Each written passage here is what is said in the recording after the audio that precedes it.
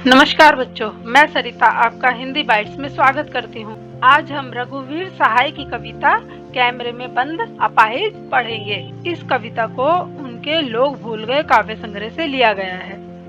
बच्चों, इस कविता में कवि ने दूरदर्शन टीवी पर एक अपाहिज के इंटरव्यू का वर्णन किया है। उसका इंटरव्यू लेने के बहाने मीडिया वाले उसे लोगों के सामने लाते हैं और ऐसे ऐसे सवाल करते हैं कि वे उसकी पीड़ा को और ज्यादा बढ़ा देते हैं, जबकि एक अपाहिज पहले ही रोजाना के काम करने में जाने कितनी तकलीफों को झेलता है। इसमें मीडिया पर व्यंग्य किया गया है।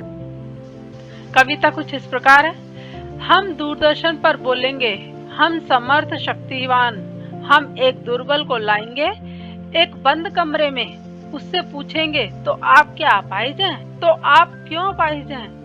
आपका अपाहिजपन तो दुख देता होगा। देता है? कैमरा दिखाओ इसे बड़ा बड़ा। हाँ तो बताइए, आपका दुख क्या है? जल्दी बताइए, वह दुख बताइए। बता नहीं पाएगा।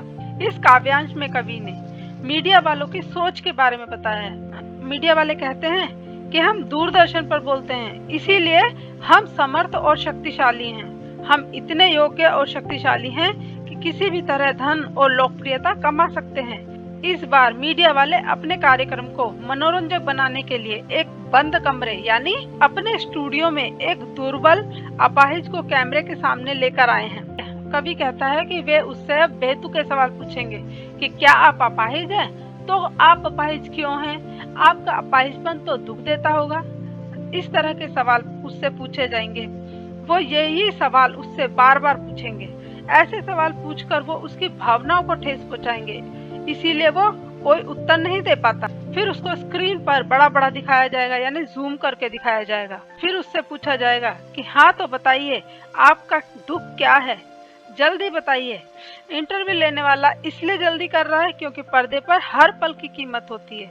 वे इतने बेतुके सवाल पूछते हैं कि अपाहिज व्यक्ति उनके उत्तर नहीं दे पाता, क्योंकि इन सवालों को सुनकर ऐसा लगता है जैसे ये उसका मजाक उड़ा रहे हैं और वह अपने दुखों का दिखावा भी नहीं करना चाहता, इसीलिए वो चुप रहता है। वे संवेदना को भूलकर उससे ऐसे ऐसे सवाल पूछेंगे जो उसके कष्टों को और बढ़ा देंगे। असल में प्रस्तुतकर्ता को उसके कष्टों से कोई मतलब ही नहीं है, वो तो सिर्फ उसकी पीड़ा को बेचकर लोकप्रिय होना चाहते हैं। इस कविता में भाषा सरल और सहज खड़ी बोली है। यह काव्यांश नाटकीय रूप में प्रस्तुत किया गया है। इसमें दूरदर्शन कार्यक्रम के निर्माताओं पर व्यंग्य किया गया है। इस काव्यांश में खत्म होती मानव संवेदना का चित्रण किया गया है। सोचिए, बताइए, आपको अपाहिज होकर कैसा लगता है? कैसा यानी कैसा लगता है? हम खुद इशारे से बताएंगे कि क्या ऐसा? सोचिए, बताइए, थोड़ी कोशिश करिए, यह अवसर खो देंगे। आप जानते हैं कि कार्यक्रम रोचक बनाने के वास्ते हम पूछ पूछ कर उसको रुला देंगे। इंतजार करते हैं आप भी उसके रो पड़ने का? करते हैं? यह प्रश्न पूछा नहीं जाएगा। इस काव्यांश में प्रस्तुतकर्ता अपाहिज से फिर वही बेतुके सवाल पूछेगा, जैसे कि सोचकर बताइए कि आपको अपाहिज होकर कैसा लगता है। वो यही प्रश्न, यही सवाल बार बार उससे पूछता रहेगा। जब अपाहिज इन सवालों के जवाब नहीं दे पाता तो वो खुद ही जवाब देने की कोशिश करता है। प्रश्नकर्ता इन सभी प्रश्नों के उत्तर अपने हिसाब से चाहता है, तभी तो अपाहिज को कहता है कि हम खुद इशारे से बताएंगे। क्या ऐसा महसूस करते हैं? आप सोचकर बताओ, आप बताने की कोशिश करो, क्योंकि आपको यह मौका फिर नहीं मिलेगा। अगर आप इस समय नहीं बता पाए तो सुनहरा अवसर खो देंगे। ये मौका आपको फिर नहीं मिलेगा। उसके कहने का मतलब था कि अपाहिज के पास अपने दुख को समाज के सामने रखने का इससे बढ़िया मौका नहीं हो सकता। मीडिया वाले कहते हैं कि दर्शक जानते हैं कि हमारा उद्देश्य अपने कार्यक्रम को रोचक यानी मनोरंजक बनाना है और इसके लिए हम उसे ऐसे ऐसे सवाल पूछ पूछ कर रुला देंगे, यानी ऐसे प्रश्न पूछेंगे कि अपाहिज भावुक होकर रोने लगे। कवि दर्शकों पर भी कटाक्ष करता है, यानी उस पर भी व्यंग्य करता है कि दर्शक भी उसके रोने का इंतजार करते हैं। दर्शक भी दूसरे के दुख को देखकर मनोरंजन करते हैं, यानी दर्शकों को भी दूसरों के दुखों को देखकर मजा आता है। लेकिन प्रश्नकर्ता ये प्रश्न दर्शकों से पूछेगा नहीं कि क्या आप उसके रोने का इंतजार करते हैं या नहीं। इसकी भी भाषा खड़ी बोली है। आपको अपाहिज में अनुप्रास अलंकार है। इसमें अनेक जगह पर प्रश्न अलंकार का इस्तेमाल किया गया है। इस काव्यांश में मुक्तक छंद है। दर्शकों पर भी व्यंग्य किया गया है। फिर हम पर्दे पर दिखाएंगे फूली हुई आंखों की एक बड़ी तस्वीर, बहुत बड़ी तस्वीर, और उसके होठों पर एक कसमसाहट भी। आशा है आप उसे उसकी अपंगता की पीड़ा मानेंगे। एक और कोशिश। दर्शक धीरज रखिए, देखिए हमें दोनों को एक साथ रुलाना है, आप और वह दोनों। कैमरा बस करो। नहीं हुआ, रहने दो, पर्दे पर वक्त की कीमत है। अब मुस्कुराएंगे हम। आप देख रहे थे सामाजिक उद्देश्य से युक्त कार्यक्रम, बस थोड़ी ही कसर रह गई। धन्यवाद।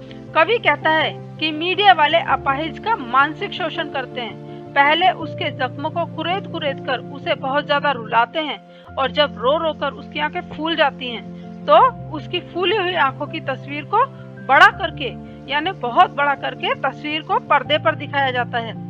वे उसके कुछ न बोल पाने की मजबूरी, उसकी परेशानी और होठों पर होने वाली बेचैनी की तड़प और उसकी कसमसाहट को भी पर्दे पर दिखाते हैं, और दर्शकों से कहते हैं कि हमें आशा है कि आप इसे अपाहिज की अपंगता का दुख मानेंगे, यानी इसे उसकी पीड़ा मानेंगे। वे इस तरह अपाहिज की पीड़ा को दर्शकों को दिखाने की कोशिश करेंगे ताकि दर्शक उसके दर्द को महसूस कर सके, और इसकी सहानुभूति वो अपने कार्यक्रम को दिलाना चाहते हैं। फिर प्रस्तुतकर्ता कहता है कि एक बार और उसे रुलाने की कोशिश करते हैं, और दर्शकों से कहता है कि आप धीरज रखो, हमारा कार्यक्रम देखते रहो, क्योंकि अब हम आपको यानी दर्शकों को और अपाहिज दोनों को एक साथ रुलाएंगे, यानी अपाहिज और आप दोनों एक साथ रोएंगे।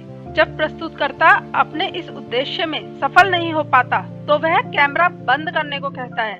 वह कहता है हम दोनों को नहीं रुला सके, पर अब रहने दो, क्योंकि पर्दे पर समय की बहुत कीमत होती है।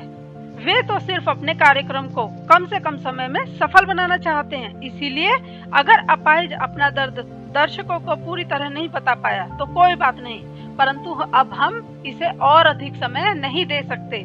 कार्यक्रम के अंत में प्रस्तुतकर्ता कहता है कि आप सभी दर्शक देख रहे थे सामाजिक उद्देश्य से युक्त कार्यक्रम, यानी सामाजिक उद्देश्य से भरपूर कार्यक्रम, बस थोड़ी ही कसर रह गई। और फिर कार्यक्रम खत्म होते ही दूरदर्शन में काम करने वाले सभी लोग खुश होते हैं, क्योंकि उनका कार्यक्रम सफल हुआ था। इस कार्यक्रम का नाम था बस थोड़ी ही कसर रह गई, इसीलिए इसमें थोड़ी सी कसर जानबूझकर छोड़ दी गई। उन्होंने दर्शक और अपाहिज दोनों को रुलाने की कोशिश की, परंतु उनके रोने से पहले ही कार्यक्रम को खत्म कर दिया। अंत में वे दर्शकों से कार्यक्रम देखने के लिए धन्यवाद करते हैं। इस काव्यांश में मीडिया और दर्शकों दोनों की संवेदनहीनता को दिखाया गया है। पूरा काव्यांश मुक्त छंद में लिखा गया है। पर्दे पर में अनुप्रास अलंकार है। उर्दू शब्दावली का सहज ही प्रयोग किया गया है, जैसे कसर। अब हम इसके कुछ महत्वपूर्ण प्रश्नों पर चर्चा कर लेते हैं। जैसे कवि ने दूरदर्शन के कार्यक्रम संचालकों की किस मानसिकता को उजागर किया है। मीडिया सिर्फ व्यापारी है और लाभ कमाने के लिए अपाहिज की पीड़ा का प्रदर्शन करते हैं। इस चक्कर में वे खुद संवेदनहीन होना चाहते हैं।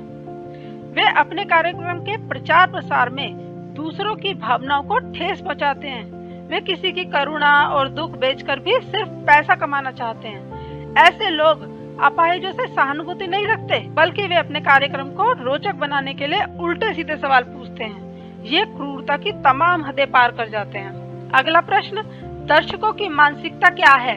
लोग दूसरों की पीड़ा के बारे में जानना चाहते हैं। वे किसी की पीड़ा को समझने के बजाय उसका आनंद लेना चाहते हैं। दर्शक भी संवेदनहीन हो गए हैं, क्योंकि उन्हें भी अपंग व्यक्ति के रोने का इंतजार रहता है। वो दूसरे के कष्टों को देखकर आनंद लेते हैं। संचालक किस बात पर मुस्कुराता है? उसकी मुस्कुराहट में क्या छिपा है?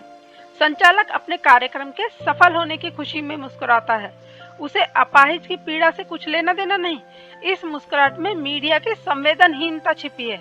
इसमें पीड़ित के प्रति सहानुभूति नहीं, बल्कि अपने व्यापार की सफलता छिपी है। पर्दे पर वक्त की कीमत है कहकर कवि ने पूरे साक्षात्कार के प्रति अपना नजरिया किस रूप में रखा है? इसमें कवि ने पूरे साक्षात्कार के प्रति व्यावसायिक नजरिया दिखाया है। टीवी पर जो कार्यक्रम दिखाया जाता है उसकी कीमत समय के अनुसार होती है। उसको जनता के हित या पीड़ा से कोई मतलब नहीं होता। वे अपने कार्यक्रम को कम से कम समय में लोकप्रिय करना चाहते हैं। अपाहिज की पीड़ा को बढ़ा चढ़ाकर दिखाया जाता है ताकि करुणा को बेचकर धन कमाया जा सके। हम समर्थ, शक्तिवान और हम एक दुर्बल को लाएंगे पंक्ति के माध्यम से कवि ने क्या व्यंग्य किया है। मीडिया वाले इतने समर्थ और शक्तिवान होते हैं कि वे किसी की करुणा को भी बेचकर पैसा और लोकप्रियता कमा सकते हैं। वे एक दुर्बल अपाहिज को लोगों के सामने प्रस्तुत करके लोगों की सहानुभूति बटोरते हैं, जिससे दर्शक उन्हें अपना शुभचिंतक समझने लगे ताकि उन्हें धन और यश मिल सके, उनका कार्यक्रम सफल हो सके। कैमरे में बंद अपाहिज कविता के व्यंग्य पर टिप्पणी कीजिए। इस कविता में कवि ने मीडिया की ताकत के बारे में बताया है। मीडिया अपने कार्यक्रम के प्रचार और धन कमाने के लिए किसी की करुणा को भी बेच सकता है। वह ऐसे कार्यक्रमों का निर्माण समाज सेवा के नाम पर करता है, परंतु उन्हें ना तो अपाहिजों से सहानुभूति होती है और ना ही उनके मान सम्मान की चिंता होती है। वह सिर्फ अपने कार्यक्रम को रोचक बनाने के लिए ऊट-पटांग प्रश्न पूछते हैं और पीड़ित की पीड़ा को अपने लाभ के लिए तोड़ मरोड़ कर बताते हैं। ऐसा करके वो पीड़ित की पीड़ा को और अधिक बढ़ा देते हैं। आशा है आपको ये कविता समझ आई होगी। धन्यवाद।